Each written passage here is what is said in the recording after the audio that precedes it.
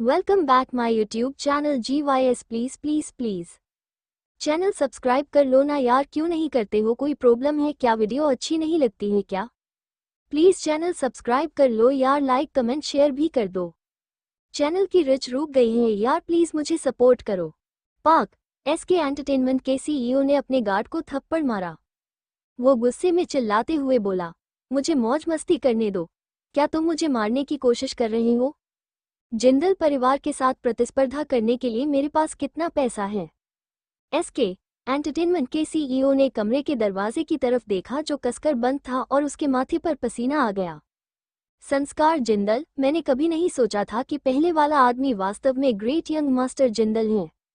संस्कार ने बस इतना कहा, जिस लड़की को तुम ढूंढ रही हो वो मेरे कमरे में है।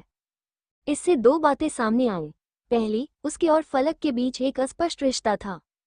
दूसरा, वो मेरे कमरे में है, हिम्मत है तो अंदर जाओ। फलक मिश्रा, संस्कार जिंदल को कैसे जानती हैं? SK एंटरटेनमेंट के CEO ने ये स्पष्ट कर दिया कि उनमें हिम्मत नहीं थी। उसने अपना पसीना पोंछा और अपने दांत भींच लिए। चलो चले। अगली सुबह सूरज की रोशनी पर्दे के पीछे से फलक की आंखों पर चमकी। उसकी लंबी पंख जैसी पलकें फड़क उठी और उसने धीरे से अपनी आंखें खोलीं। उसने अपने ऊपर लगे झूमर को देखा। वो एक पल के लिए समझने की कर रही थी। वो धीरे से बोली, मैं कहाँ हूँ? उसने अपनी आंखें बंद की और कोशिश की पिछली रात क्या हुआ था ये याद करना बहुत मुश्किल है। SK एंटरटेनमेंट के CEO ने उसे कमरे में फेंक दिया और वो अगले कमरे में भाग गई। फिर वो वॉशरूम में गई और चूमा। फलक चिल्लाई और अचानक उठ बैठी। उसने अपने पहने हुए कपड़ों को देखा। उसने कपड़े नहीं बदले, वो अभी भी कल की तरह ही कपड़े पहने हुए थी। वो बिस्तर से उतरी और कूद गई। उसे कोई अलग महसूस नहीं हुआ और उसे छुआ भी नहीं गया था। फलक ने राहत की सांस ली और अपना चेहरा छुआ।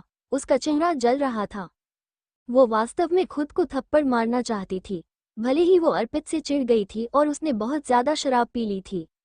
उसे खुद को ढीला नहीं छोड़ना चाहिए था, उसे ऐसा नहीं करना चाहिए था। उसके दिमाग में एक धुंधला चेहरा उभर आया था। वो, जो पिछली रात बहुत ज्यादा नशे में थी, वास्तव में वो उस आदमी की शक्ल सूरत को याद नहीं कर पा रही थी। लेकिन उसे साफ साफ याद था कि वो आदमी बहुत अच्छा दिख रहा था। वो सबसे अच्छा दिखता था जिसे उसने कभी देखा था।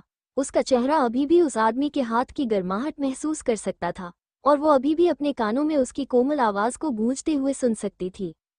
उसने अपने होठों को छुआ और शर्मिंदगी से कहा, मैं इतनी बेशर्म कैसे हो सकती हूँ? मैं एक अजनबी के साथ ऐसा कैसे कर सकती हूँ? सौभाग्य से उसने मुझे छुआ नहीं। वो एक सज्जन व्यक्ति था शायद। उसने अपना सिर हिलाया और घटना को एक तरफ धकेल दिया। फलक नंगे पैर खिड़की के पास चली गई। उसने पर्दे खोले और बाहर के खूबसूरत नज़ारे को देखा और शानदार धूप का आनंद लिया। उसने अपनी बाहें फैलाईं और एक गहरी सांस ली। उसने सांस छोड़ी और खुद में सोचा, यह एक नया दिन है। कल रात एक दुर्घटना हुई। वो एक बार ढीली पड़ गई। वो एक बार फिर उदास हो गई। उसे फ्यूचर का पॉजिटिव रूप से सामना करना चाहिए। कल और बेहतर होगा। फलक, लड़ती रहो। फलक ने अपने होठों के कोनों को ऊपर उठाया और मुस्कुराई। वो पलटी और दरवाजे की ओर चली गई। जब वो बाहर निकलने वाली थी तो उसने अचानक देखा कि बेडसाइड टेबल पर एक आदमी की घड़ी रखी थी। वो चली गई और घड़ी अपने हाथ में ले ली। जब वो मिश्रा परिवार की बेटी थी तो उसने कई महंगी चीजें देखी थी। हालांकि वो घड़ी का ब्रांड नहीं जानती थी, लेकिन वो बता सकती थी कि यह एक्सपेंसिव है। उसे वो लंबा तगड़ा व्यक्ति याद आया जो उस पर चल रहा था। लोगों की भीड़ के सामने उसने अनुमान लगाया कि वो भूल गया है और इसे बेडसाइड टेबल पर छोड़ दिया। वो 2 कदम आगे चली ही थी कि उसके दिमाग कुछ आया और वो फिर मुड़ गई। उसने घड़ी को अपने बैग में रख लिया और सोचा, जब मैं होटल की लॉबी में पहुंचूंगी तो मैं इसे मैनेजर को दे दूंगी। वो कमरे निकल जाती है। जब वो होटल की लॉबी में पहुंची तो मैनेजर वहां नहीं था और रिसेप्शनिस्ट ने माफी मांगी। मिस, क्लाइंट ने हमें कोई संपर्क नंबर नहीं छोड़ा है। हम उससे संपर्क नहीं कर सकते। ये घड़ी बहुत महंगी लगती है, इसलिए हम आपकी ओर से इसका ध्यान नहीं रख सकते। क्या आप अपना फ़ोन नंबर हमारे पास छोड़ सकती हैं? अगर खोया हुआ मालिक इसे खोजने के लिए वापस आता है तो हम उसे आपसे संपर्क करने के लिए कहेंगे। रिसेप्शनिस्ट सिर्फ अपने SOP के अनुसार स्थिति का ख्याल रख रही थी। फलक के पास घड़ी रखने और अपना फ़ोन नंबर देने के अलावा कोई विकल्प नहीं था। तो मैं अभी इसका ख्याल रखूंगी। जब वह इसे ढूंढने आए तो प्लीज़ उसे मुझे फ़ोन करने के लिए कह देना। फलक होटल से बाहर चली गई। उसे नहीं पता था कि एसके एंटरटेनमेंट के सीईओ बूढ़े बिगड़ैल व्यक्ति को क्या हुआ था। वो उसे कल रात नहीं मिला था, लेकिन कौन जानता है कि उसने उसके लिए आगे क्या योजना बनाई थी। कोई बात नहीं, वो मुक्कों के साथ आगे बढ़ेगी। वैसे भी उसके पास खोने के लिए कुछ नहीं था। वो आदमी कल रात सही था। जब तक वो खुद पर हार नहीं मानती तब तक सब ठीक रहेगा। फलक के कदम तुरंत बहुत हल्के हो गए, मानो दुनिया का बोझ उसके कंधों से उतर गया हो। वो बस का इंतजार करने के लिए बस स्टॉप पर आई। 3rd ईयर का कोर्स बहुत आसान थे और वहाँ मूल रूप से कोई कक्षाएं नहीं थीं। सभी स्टूडेंट तरह तरह के मीडियम से एंटरटेनमेंट इंडस्ट्री में प्रवेश करने लगे थे, इसलिए उसे कॉलेज जाने की ज़रूरत नहीं थी। फलक अपनी माँ को अस्पताल में देखने जा रही थी। 2 साल पहले उसकी माँ को किडनी की बीमारी का पता चला था और दवा ट्रीटमेंट्स फेल हो गए थे। 1 महीने पहले उसे गंभीर किडनी की विफलता के लिए अस्पताल में भर्ती कराया गया था। उसने अपनी माँ को पसंद आने के लिए दलिया खरीदा और अस्पताल चली आई। अस्पताल के वार्ड में एंट्री करने पर फलक की माँ पल्लवी मिश्रा बिस्तर पर लेटी हुई थी। पल्लवी एक अनाथालय में पली बड़ी थी। जब वो 8 साल की थी तो उसे मिश्रा परिवार ने अपनी बहू के रूप में चुना था। फलक की सुंदरता ज्यादातर उसकी माँ से विरासत में मिली थी। उसकी माँ इस साल 45 साल की हो गई थी, लेकिन उसके चेहरे पर पीलापन होने के बावजूद भी कोई भी देख सकता था कि वो अपनी जवानी में कितनी खूबसूरत थी। माँ, तुम जाग रही हो? पल्लवी जी बिस्तर पर लेटी हुई थी और अपनी पड़ोस लेटी औरत से बात कर रही थी।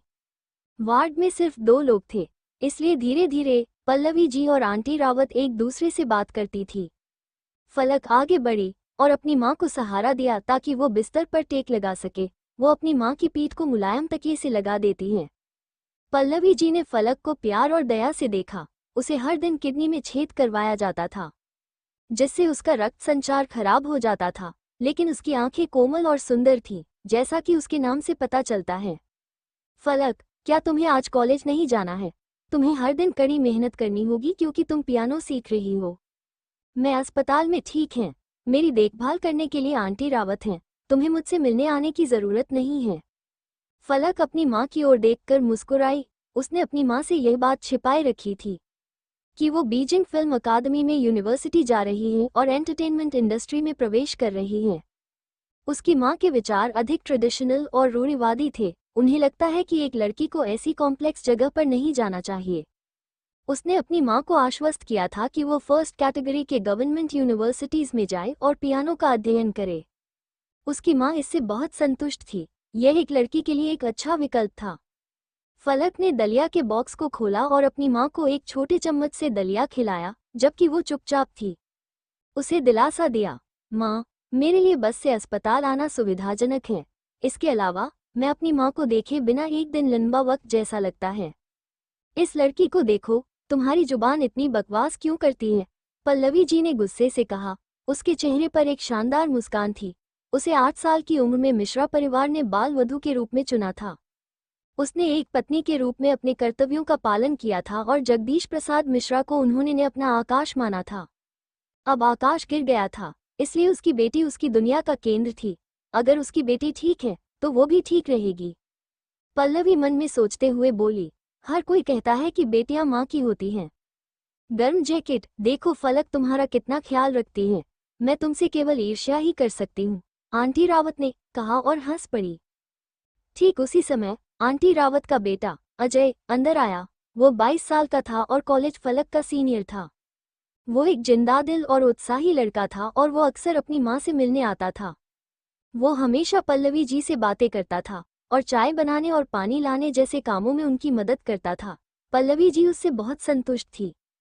तुम यहाँ हो अजय, क्या संयोग है। फलक भी आज यहाँ है।